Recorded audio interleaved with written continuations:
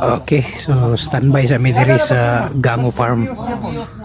Gikan sa ministry dito sa Indahag. Kay laluto ta karon og sinugba. Relax sa atong mga riders. Okay, tungkol sa yung battery. Yung battery ba ang yang capacity sa battery. Kinahanglan gid ayaw gid ka kung dili ka dalam. Okay na nato mga kauban. Guyo juga guyo. 500 sibit katong pinakadako nila katong 7 seaters. 570 kilometers man ang Naugi gyud, naugi paniguro. Okay ra. Kira 500. Sa city tipo ano lang. 500. Bisa dapaw kaya. Ha? Murag isim pagaling mo ni adto boy. Ha? Isim? So na uling? Bukog og isda. Isda? Bukog sa abla ko mansi. Baboy. Bukog sa isda. Abla ko mansi ba? Mutong kita mansi una.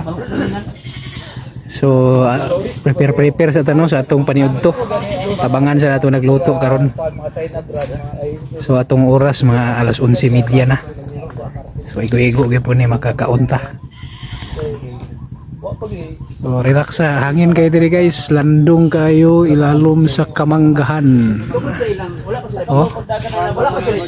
So nata diri sa area ni Rider Jason Kaditi. O naraw, mo na iyang balay. Mo na iyang manukan.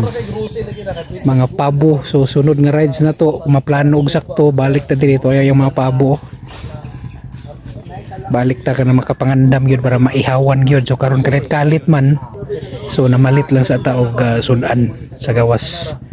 Kani kalit ka ini siya nga biyahe diri. Pero kung wise kid ka, Makabisayang manok ta sunod.